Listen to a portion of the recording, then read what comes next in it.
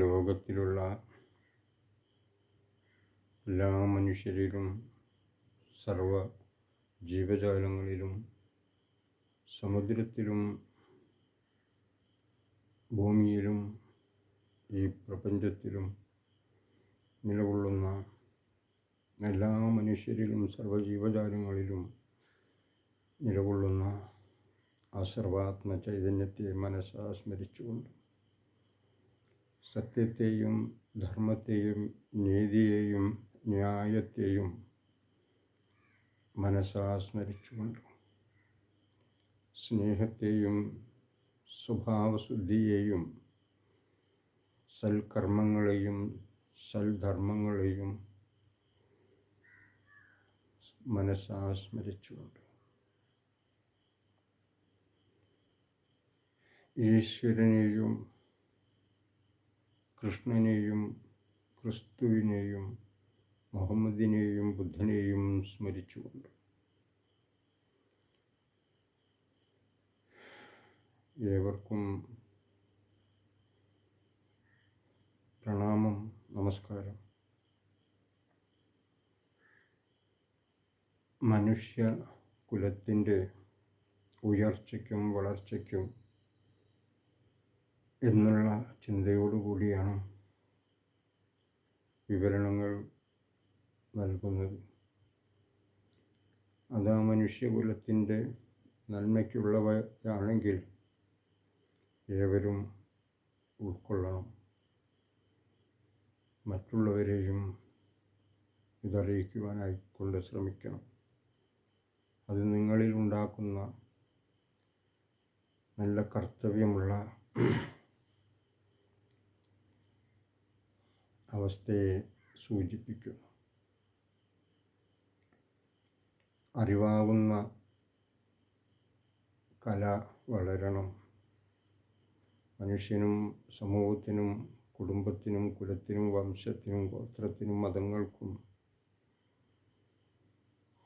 നല്ല അറിവിലൂടെ നല്ല കലാപരമായിട്ടുള്ള ആവിഷ്കാരങ്ങളിലൂടെ ജീവിതം നല്ലൊരു കലയാക്കി മാറ്റണം. നമ്മളുടെ ജീവിതം പലതരത്തിലും ഇന്നൊരു കൊല എന്നുള്ള രീതിയിൽ മുന്നോട്ട് പോകുന്നു. നല്ലതിനെ എന്തു കണ്ടാലും സ്വീകരിക്കാതിരിക്കുകയും നല്ലത് അല്ലാത്തതായിട്ടുള്ള എന്തിനെ കണ്ടാലും സ്വീകരിക്കുന്നതൊരവസ്ഥയിലേക്ക് കാര്യങ്ങൾ എത്തപ്പെട്ടുകൊണ്ടിരിക്കുന്നു. അത് നമ്മൾ തിരിച്ചറിയാതെ പോകരുത്. അറിയുന്ന പക്ഷം നമ്മൾ ഒരാത്മപരിശോധന നടത്താം. ഞാൻ ആരെയും കൊന്നിട്ടില്ല, ഞാൻ ആരെയും ആക്രമിച്ചിട്ടില്ല എന്ന് പറയാൻ പലരുമുണ്ടാകും. പക്ഷേ അവരുടെ ജീവിതത്തിൽ പലതും അവർ ഉൾക്കൊള്ളേണ്ടാത്തത് ഉൾക്കൊണ്ടവരായിരിക്കും. പാടില്ലാത്ത പല കർമ്മങ്ങളും ചെയ്തുകൊണ്ടിരിക്കുന്നവരാവും. പറയാൻ പാടില്ലാത്ത വാക്കുകൾ പറഞ്ഞിരിക്കുന്നവരായിരിക്കും. കേൾക്കാൻ പാടില്ലാത്തത് കേട്ടുകൊണ്ടിരിക്കുന്നവരായിരിക്കും. കൊടുക്കാൻ പാടില്ലാത്തത് കൊടുത്തുകൊണ്ടിരിക്കുന്നവരായിരിക്കും. ഒരുപാട് അശ്രദ്ധയുണ്ട് നമ്മളിൽ. ഒരുപാട് അശുദ്ധതയുണ്ട് നമ്മളിൽ. അതെല്ലാം ഉണ്ടോ ഇല്ലയോ എന്നൊരു ആത്മപരിശോധന നടത്തേണ്ടതായിട്ടുള്ള കാലം കഴിഞ്ഞതിനെക്കുറിച്ച് ചിന്തിക്കേണ്ടതില്ല. നമുക്കറിയുന്ന പക്ഷം ചിന്തിച്ചുകൊണ്ട് എന്തെല്ലാം ദുർഗുണങ്ങളാണോ എന്നിൽ അവശേഷിച്ചിട്ടുള്ളത് ആയതിനെ നമ്മൾ പുറത്തേക്ക് തള്ളണം. സൽഗുണങ്ങൾ കൊണ്ട് നമ്മുടെ മനസ്സ് നിറയണം. അജ്ഞാനത്തെ ഉള്ളിൽ നിന്നകറ്റി വിജ്ഞാനം കൊണ്ട് നമ്മുടെ ഹൃദയം പ്രതിസ്ഫുരിക്കണം, മനസ്സ് പ്രതിസ്ഫുരിക്കണം.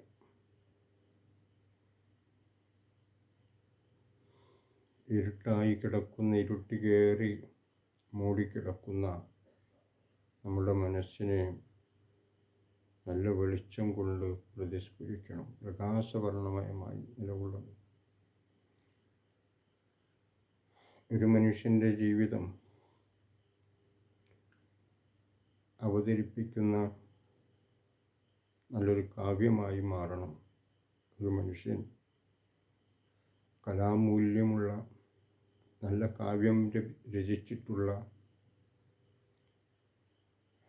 ഒരു കവിയായി മാറണം ജീവിതം കൊണ്ട്. കടലാസിലെടുത്ത് എഴുതി വെക്കണമെന്നോ ബുക്കിൽ എഴുതി വെക്കണമെന്നോ എന്നുള്ള അർത്ഥത്തിലല്ല പറയുന്നത്. ജീവിതത്തിൽ ഒരു മനുഷ്യൻ്റെ ധർമ്മങ്ങൾ അറിഞ്ഞ് പഠിച്ച് അതിലൂടെ പ്രവർത്തിച്ചു കൊണ്ടും പ്രയത്നിച്ചു കൊണ്ടും മുന്നോട്ട് പോകണം, മുന്നോട്ട് വരണം.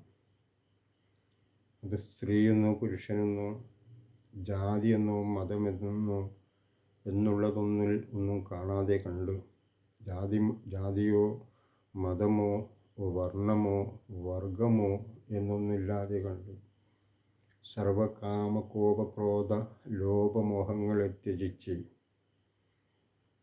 അശുദ്ധിയിൽ നിന്നും വിശുദ്ധിയിലേക്ക് മടങ്ങണം. ഈ പ്രപഞ്ചവുമായി കൂടിച്ചേരണം. ഞാൻ കാണാത്തൊരു സ്വർഗം ഉണ്ടെന്ന് ധരിച്ച്, ഞാൻ കാണാത്തൊരു നരകമുണ്ടെന്ന് ധരിച്ച്, അത് ഞാൻ മരിച്ചതിന് ശേഷമല്ലേ സ്വർഗവും നരകവും ഞാൻ അനുഭവിക്കുന്നത്. അതുകൊണ്ട് ആ വക കാര്യങ്ങൾ പറഞ്ഞുകൊണ്ടാരും എന്നെ തൽക്കാലം നിലയ്ക്ക് നിർത്തണ്ട. ഞാൻ ഒരു മനുഷ്യനാണ്. അതുകൊണ്ട് ഇവിടുത്തെ സുഖലോലുപതയിൽ എനിക്ക് ജീവിക്കണം. എനിക്ക് സുഖവും എല്ലാം കൊണ്ടും എനിക്ക് സുഖമാണ്. അത് മദ്യവും മയക്കുമരുന്നും മറ്റും വിലാസങ്ങളായിക്കൊണ്ടും ഞാനിവിടെ ജീവിക്കും. മരിച്ചതിന് ശേഷമുള്ള കാര്യമില്ലേ, അത് സ്വർഗമായാലും നരകമായാലും അതപ്പോൾ തീരുമാനിക്കാം എന്ന് വിചാരിച്ചുകൊണ്ട് ജീവിക്കുന്നവരോടായിക്കൊണ്ട് പറയുന്നു, സ്വർഗമെന്നൊരു ലോകമോ നരകമെന്നൊരു ലോകമോ ഈ ഭൂമിയിലുള്ളവർക്കാർക്കും ഇല്ല. നമ്മളെവിടെയാണോ ഇരിക്കുന്നത്, ഏത് പഞ്ചായത്തിലാണോ ഇരിക്കുന്നത്, ഏത് ജില്ലയിലാണോ ഇരിക്കുന്നത്, ഏത് സംസ്ഥാനത്താണോ ഇരിക്കുന്നത്, ഏത് രാജ്യത്താണോ ഇരിക്കുന്നത്, അവിടെ തന്നെയാണ് അവൻ്റെ സ്വർഗവും നരകവും അവനെ ഉണർത്തുന്നതും തളർത്തുന്നതും. സ്വർഗം അവനെ ഉണർത്തുകയും നരകം അവനെ തളർത്തുകയും ചെയ്യുന്നു. അമ്മേ മഹാദേവി, ഈശ്വരിയാകുന്നതും ഞാൻ തന്നെ, ഈശ്വരനാകുന്നതും ഞാൻ തന്നെ, കൃഷ്ണനാകുന്നതും ഞാൻ തന്നെ, ക്രിസ്തുവാകുന്നതും ഞാൻ തന്നെ, നബിയാകുന്നതും ഞാൻ തന്നെ, ബുദ്ധനാകുന്നതും ഞാൻ തന്നെ.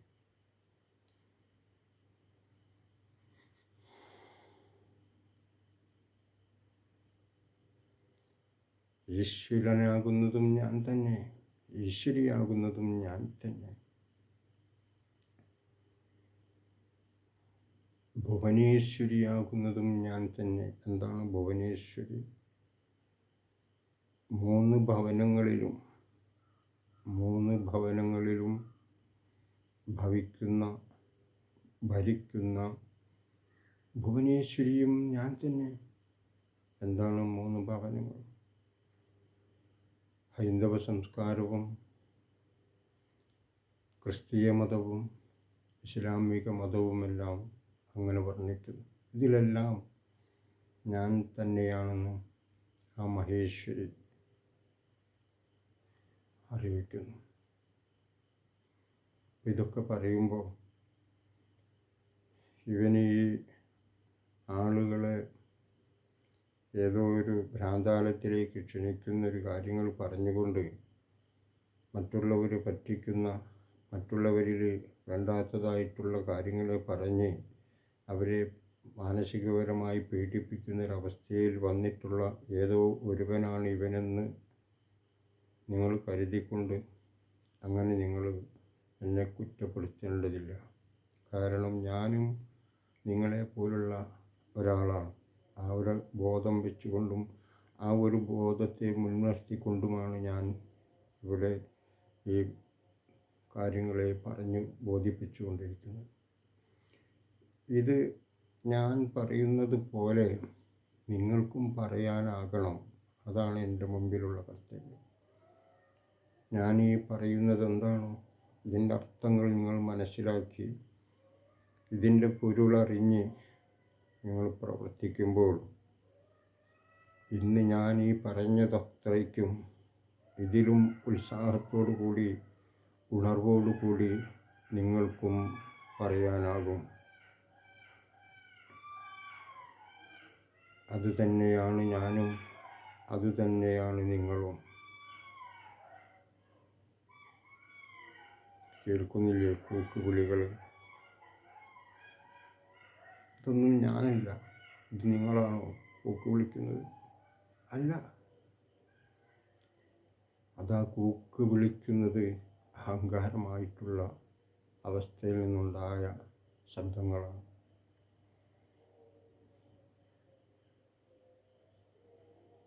സത്യത്തെ അന്വേഷിക്കുമ്പോൾ ഒരുപാട് അന്വേഷണങ്ങൾ നടത്തി അതിലൊന്നും കാണാതെ കണ്ട് ഒരുപാട് ആളുകൾ മൺമറഞ്ഞു പോയി. എത്ര പേര് സത്യം കണ്ട്, എത്ര പേര് ഈശ്വരനെ കണ്ട്, എത്ര പേര് ഈശ്വരിയെ കണ്ട്, എത്ര പേര് അള്ളാഹുവിനെ കണ്ട്, എത്ര പേര് ക്രിസ്തുദേവനെ കണ്ട്, എത്ര പേര് നബി തിരുമേനിയെ കണ്ട്. അള്ളാഹു അല്ലാതെ അള്ളാഹുവിനെ മാറ്റി നിർത്തണം. കൃഷ്ണനും ക്രിസ്തുവും നബിയും എല്ലാം മനുഷ്യരായിരുന്നു. അവർ ഓരോരോ അവതാര പുരുഷന്മാരായിരുന്നു, യുഗപുരുഷന്മാരായിരുന്നു. അവരെല്ലാം ഇന്ന് എവിടെയാണെന്ന് ഓർക്കണം.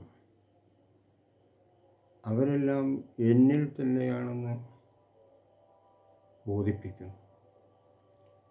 കൃഷ്ണനും ക്രിസ്തുവും മുഹമ്മദുമെല്ലാം എന്നിൽ തന്നെയാണ്. ഞാൻ തന്നെയാണ്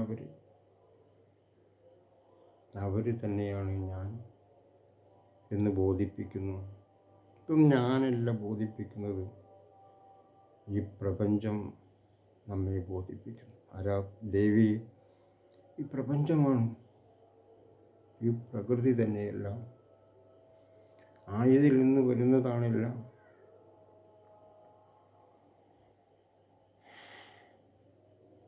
കലയും ഞാൻ തന്നെ, കലാകാരനും ഞാൻ തന്നെ, കാണുന്നവനും ഞാൻ തന്നെ.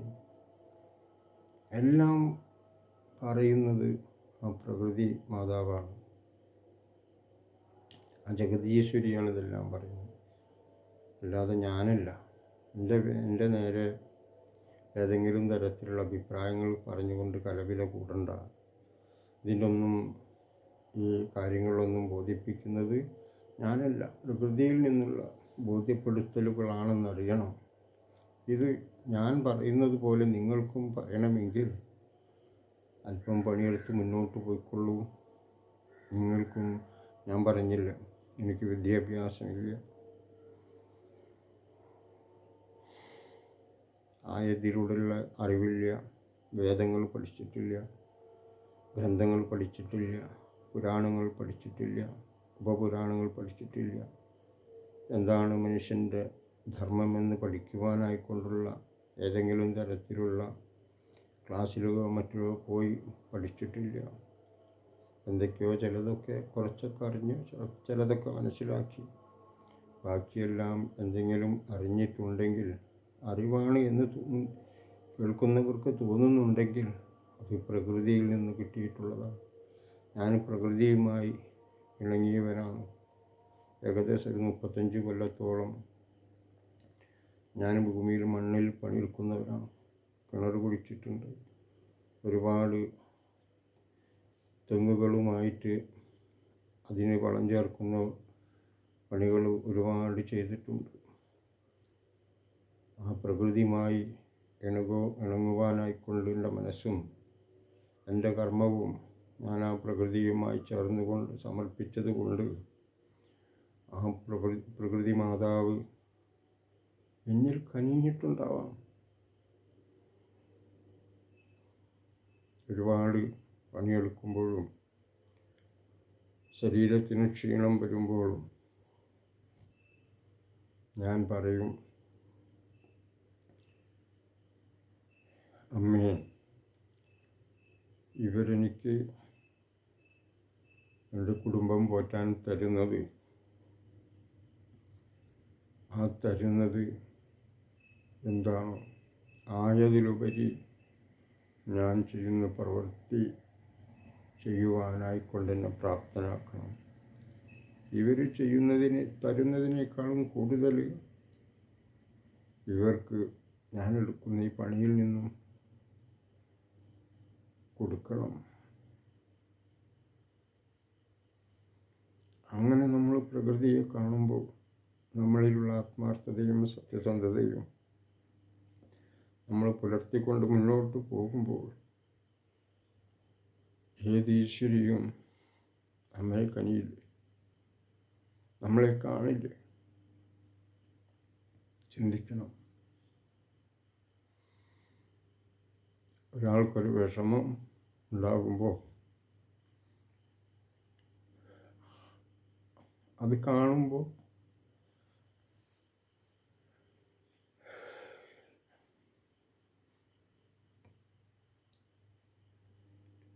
എനിക്കും വിഷമമുണ്ടാകും. അതാണ്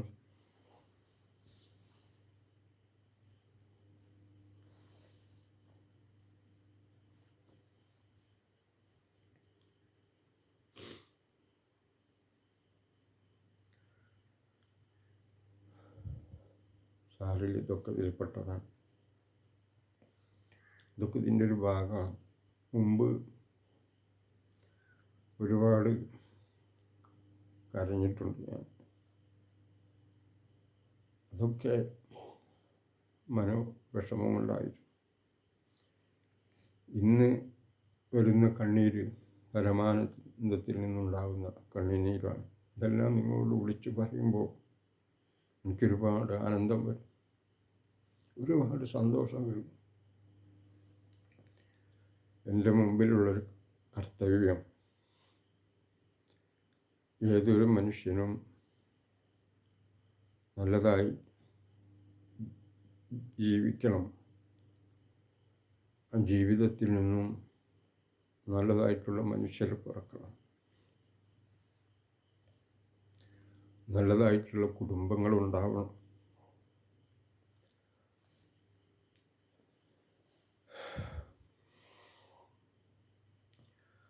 അവർ ശാന്തിയോടുകൂടി വളരണം, സമാധാനത്തോടുകൂടി നിലകൊള്ളണം.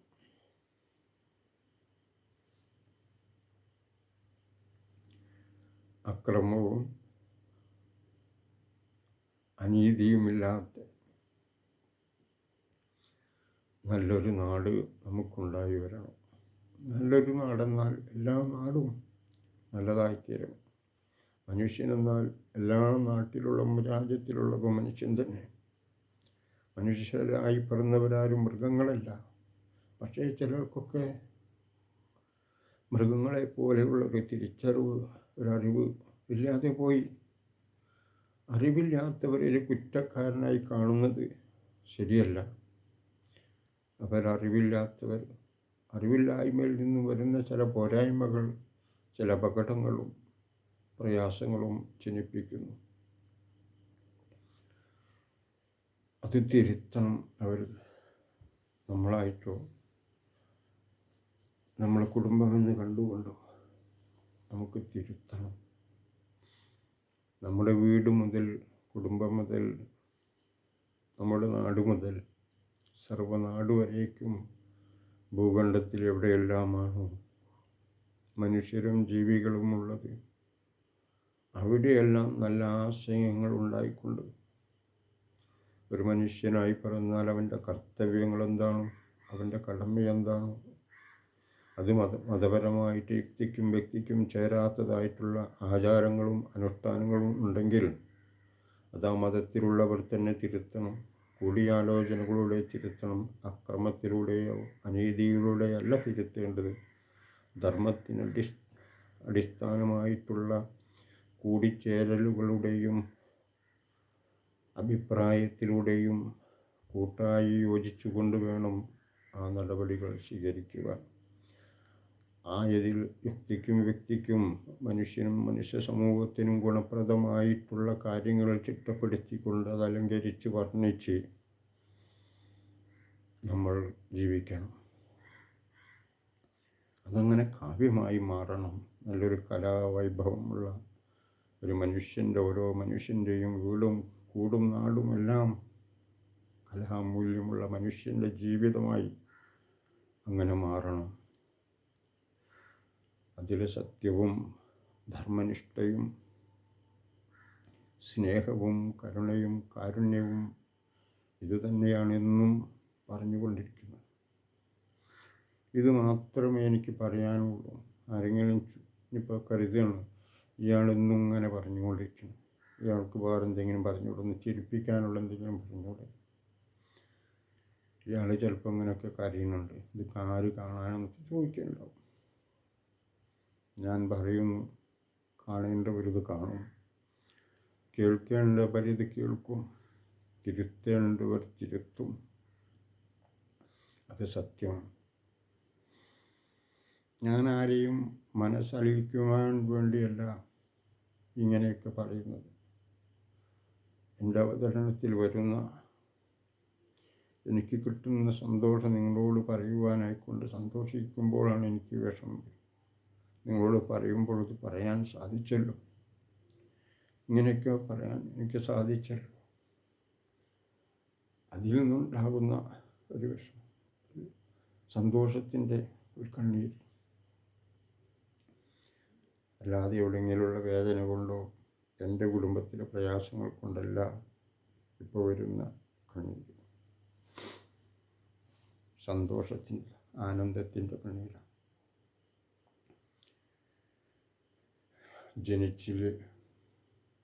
ഈ ജീവിതം അവസാനിക്കുമ്പോഴത്തേക്കും ഞാൻ പറയുന്നു, ഒരാൾക്കെങ്കിലും ഈ വാക്കുകൾ കേട്ടിട്ട് ഒരു ഉണർവുണ്ടായാൽ ഞാൻ കൃതാർത്ഥനായില്ലേ. ഒരുപാട് ആളുകളെ എന്ന് ഞാൻ അവകാശപ്പെടുന്നില്ല. ഒരുപാട് പറയുമ്പോൾ, ഒരുപാട് പറഞ്ഞുകൊണ്ടിരിക്കുമ്പോൾ ആർക്കെങ്കിലും ഒരാൾക്കെങ്കിലും ഒരു ഉണർവുള്ളിലുണ്ടായാൽ എൻ്റെ ജീവിതം സുഹൃതമായി. അഹങ്കാരത്തെ വെടിഞ്ഞ് അഹംബോധത്തെ വെടിഞ്ഞ് ഞങ്ങളാണ് ഇതെല്ലാം അല്ലെങ്കിൽ ഞങ്ങൾ തിരുത്താൻ തയ്യാറില്ല എന്ന് ഉള്ളത് വയ്ക്കാതെ കണ്ട് നല്ലതാണെങ്കിൽ ഉൾക്കൊണ്ടുകൊണ്ട് നല്ലത് കേട്ടുകൊണ്ട് അത് വ്യക്തിക്കും സമൂഹത്തിനും മനുഷ്യനും ചേർന്നതാണെങ്കിൽ അപ്രകാരം ഒരു നിലപാടെടുത്തുകൊണ്ട് സന്തോഷത്തോടു കൂടിയും സ്നേഹത്തോടു കൂടിയും മുന്നോട്ട് പോയിക്കൂടെ. സാഹോദര്യ ബന്ധം പുലർത്തിക്കൊണ്ടും പരസ്പരം ധർമ്മത്തിലടിസ്ഥാനമായിട്ടുള്ള ആ ഒരവസ്ഥയിലൂടെ ധാർമ്മിക മൂല്യങ്ങളെ നിലനിർത്തിക്കൊണ്ട് പരസ്പരം സ്നേഹിച്ചുകൂടെ. ഞാൻ പറയുന്ന സ്നേഹം കാപട്യ സ്നേഹമല്ല. ഒരു പെണ്ണും ഒരാണും ഒരു സ്ത്രീയും പുരുഷനും ഒരു പ്രായമായി വരുമ്പോൾ തോന്നുന്ന സ്നേഹം, അത് ഒരാൾ ശുദ്ധമായിട്ടുള്ള സ്നേഹവും മറ്റൊരാൾ അശുദ്ധമായിട്ടുള്ള സ്നേഹവുമായി അവർ കൂടുന്നു. പിന്നീട് അത് ചതിയായി വഞ്ചനയായി മാറുന്നു. പലതരത്തിലുള്ള പ്രയാസങ്ങളും ആണും പെണ്ണും അനുഭവിച്ചു കൊണ്ടിരിക്കുന്നു. ആ സ്നേഹത്തെക്കുറിച്ചല്ല പറയുന്നത്. ശുദ്ധമായിട്ടുള്ള സ്നേഹം, അതിൽ ചതിയും വഞ്ചനയും ഇല്ലാത്തതായിട്ടുള്ള സ്നേഹം, സത്യസന്ധമായിട്ടുള്ള സ്നേഹം. ആ സ്നേഹത്തിലൂടെ സമൂഹം വളരണം. ജാതി മത വർണ്ണവർഗ വിവേചനം കൂടാതെ കണ്ട് എല്ലാവരും പരസ്പരം മനുഷ്യരാണെന്നുള്ളൊരു ബോധം ഉയർത്തിപ്പിടിച്ചുകൊണ്ട് ഏവരും താങ്ങും തണലുമായി നിർധനരായ കുടുംബങ്ങളെ സഹായിച്ചും ദരിദ്രരായിരിക്കുന്നവരെ സഹായിച്ചും താങ്ങിയും തലോടിയും ആരോഗ്യപരമായി വയ്യാതെ കിടക്കുന്നവരെ താങ്ങിയും തലോടിയും ശുശ്രൂഷിച്ചും പരിചരിച്ചും പരിപാലിച്ചും ഒരു മനുഷ്യനെ മനുഷ്യനായി കാണുവാനുള്ളൊരു ഹൃദയ വിശാലത വളർത്തിയെടുത്തുകൊണ്ട് മുന്നോട്ട് പോയിക്കൂടെ നമുക്ക് ഒരുമിച്ച്. അതാണ് പറഞ്ഞു വരുന്നത്. ഇതെല്ലാം പറയുന്നത് ഞാനല്ല, പ്രകൃതി പറയിപ്പിക്കുന്നു. ആരാ പ്രകൃതി? ആ ദേവിയാണ് പ്രകൃതി. ആരാണ് ദേവി? ശുദ്ധബോധം തന്നെയാണ് ഈ പ്രകൃതി. ശുദ്ധബോധം മഹാബോധമായി മഹാത്മാവായി മാറുന്നു. അമ്മ പറയുന്നു, ഈ സ്നേഹതീരത്ത് സമുദ്രമായി കിടക്കുന്ന ഈ അലകളില്ലാത്ത ഈ സ്നേഹസമുദ്രത്തിൽ നീ ഒരു കുഞ്ഞായി ജനിക്കുന്നു. ഈ സ്നേഹതീരത്ത് ജനിക്കുന്നത് ഞാനല്ല, പ്രകൃതി തന്നെയാണ് ജനിക്കുന്നത്. അമ്മയാണ്, പ്രകൃതിയാകുന്ന ഈ മാതാവ് ജനിക്കുന്നു. അതിന് ഞാനൊരു കാരണമാണ്. ഞാൻ വെറും ഒരു ദാസനായിരിക്കുവാനായി കൊണ്ടാഗ്രഹിക്കുന്നു. അമ്മയുടെ ദാസനായിരിക്കുവാനായി കൊണ്ടാഗ്രഹിക്കുന്നു. ഞാൻ വേറൊന്നുമല്ല, നിങ്ങളിൽ ഒരുവൻ തന്നെ. ഇതൊക്കെ പറയുവാൻ ഒരുപാട് ടെക്നിക്കുകളൊന്നും വേണ്ട. മണ്ണിൽ പണിയെടുത്തുകൊണ്ട് ഇരിക്കുമ്പോഴും കിട്ടുന്നതാണ് ഈ പറയുന്നതെല്ലാം. 35 വർഷത്തോളം ഏകദേശം മണ്ണിൽ പണിയെടുത്തു. ആയതിൽ ഒരുപാട് സന്തോഷമുണ്ട്. ഒരുപാട് ആളുകൾ പണിക്ക് വിളിച്ചു, പണി തന്ന് സഹായിച്ചിട്ടുണ്ട്. അന്നവും ആഹാരവും തന്ന് എൻ്റെ നാട്ടിലുള്ള ഒരുപാട് ആളുകൾ എന്നെ ഊട്ടി. അവർ തന്നതിലൂടെ ഞാൻ എൻ്റെ കുടുംബത്തെയും ഊട്ടി. അവരോടുള്ള നന്ദിയും കൂറും പറഞ്ഞറിയിക്കാൻ പറ്റാത്തതാണ്.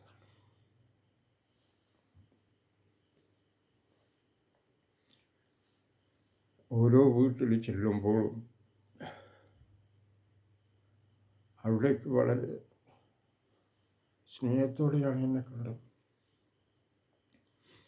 ഒരു പണിക്കാരെന്നുള്ള തലത്തിൽ ഒരു മോശപ്പെട്ടൊരു രീതിയിൽ എന്നെ മാറ്റി നിർത്തപ്പെട്ടിട്ടില്ല. അവരുടെ അകത്തേക്ക് ഭക്ഷണം കഴിക്കുവാനും ഒക്കെ വിളിക്കുമ്പോഴും നമ്മൾ പറയും, കാലുമ്മലൊക്കെ ചളിയാണ്, അകത്തേക്ക് വരുന്നില്ല, പുറത്തിരുന്നോളാം, വൃത്തിയുള്ള സ്ഥലം പുറമേ ഉണ്ടാവും, അവിടെ ഇരുന്നോളാം. ചിലരത് സമ്മതിക്കലേ ഇല്ല. നിങ്ങളകത്തേക്ക് കയറിക്കോളൂ, നിങ്ങളുടെ കാലുമുള്ള ചളി അകത്തായിക്കൊള്ളട്ടെ, ഞങ്ങൾ തുടച്ചോളാം.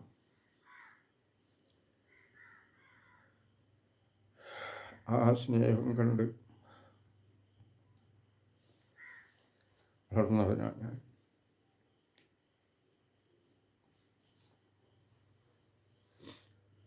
അതൊന്നും 99.4% എൻ്റെ മതത്തിൽപ്പെട്ടവരല്ല. അവരെല്ലാം ഇസ്ലാം സഹോദരന്മാരാണ്, സഹോദരിമാരാണ്. അവരുടെ വീടുകളിലാണ് എനിക്ക് പണിയെടുക്കുവാനുള്ള അവസരങ്ങൾ കിട്ടിയിട്ടുള്ളത്. എൻ്റെ പ്രദേശത്ത് ഹൈന്ദവ സമൂഹം കുറവാണ്. എന്നാൽ എനിക്ക് എൻ്റെ ചുറ്റുപാടുമുള്ളത് വേറൊരു മതമായതുകൊണ്ട് എനിക്കൊരു വിഷമം ഉണ്ടായിട്ടില്ല എന്ന് മാത്രമല്ല, ഒരുപാട്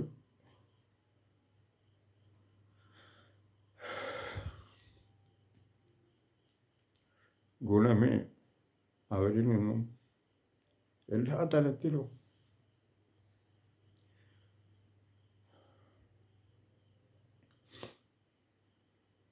അവരിൽ നിന്നും ഗുണമേ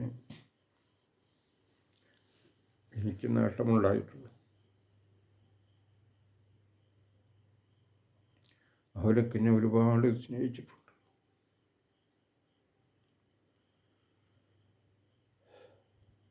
ചിലരൊക്കെ പറഞ്ഞിട്ടുണ്ട്, നടപ്പുള്ള കൂലി അത് നമുക്ക് തരുമ്പോൾ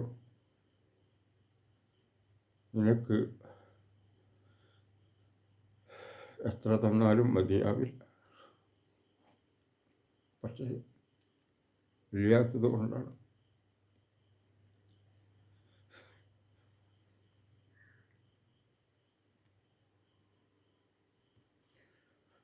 ഇതാണ് എൻ്റെ ജീവിതം തന്നെയാണ് എനിക്ക് ലോകത്തോട് പറയാനുള്ളത്. നമ്മുടെ നാട്, നമ്മുടെ മനുഷ്യകുലം ഇത് കണ്ടു വളരണം. എൻ്റെ മക്കളും എൻ്റെ കുടുംബവും ഇത് കേട്ട് വളരണം. അവരെല്ലാം എന്നോട് കാണിച്ചിട്ടുള്ള അകമഴിഞ്ഞ സ്നേഹവും വാത്സല്യവും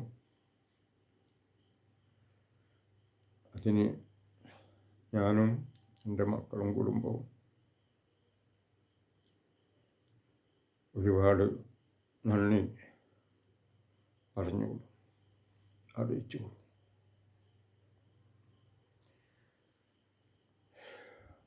ഈശ്വരൻ എന്ന ശക്തി ഭൂലോകത്ത് എല്ലാവരുടെയും വിശ്വാസപ്രകാരം ഉണ്ടെങ്കിൽ ആയവരെ ഏവരെയും നല്ലത് നൽകി അനുഗ്രഹിക്കട്ടെ. ഇതിൽ പരം മറ്റൊന്നും അവർക്ക് കൊടുക്കാനെ കൊണ്ട് എന്നിലില്ല.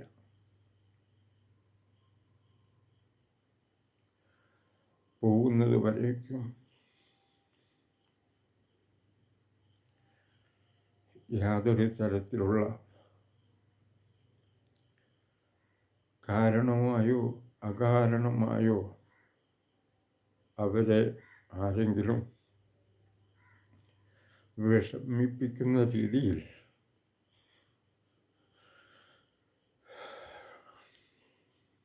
ഉള്ള ഒന്നും എൻ്റെ ഭാഗത്തു നിന്നോ എൻ്റെ കുട്ടികളുടെ ഭാഗത്തു നിന്നോ ഞാൻ വിശ്വസിക്കുന്ന എൻ്റെ സംസ്കാരത്തിൻ്റെ ഭാഗത്തു നിന്നോ ഉണ്ടാകാതിരിക്കട്ടെ എന്ന് ഈ പ്രകൃതി മാതാവിനോടായിക്കൊണ്ട് അപേക്ഷിക്കുന്നു.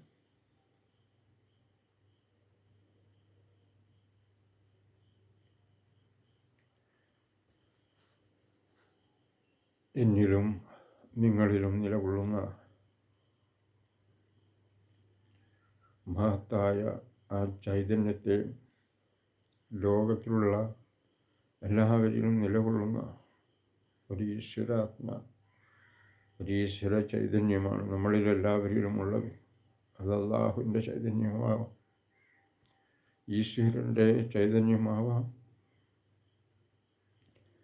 ബുദ്ധൻ്റെ ചൈതന്യമാവാം, കൃഷ്ണൻ്റെ ചൈതന്യമാവാം, ക്രിസ്തുവിൻ്റെ ചൈതന്യമാവാം, മുഹമ്മദിൻ്റെ ചൈതന്യമാവാം. ഏതായിരുന്നാലും എൻ്റെ മുമ്പിൽ അതൊരൊറ്റ ചൈതന്യമാണ്, മനുഷ്യനിൽ നിലകൊള്ളുന്ന ആത്മചൈതന്യം.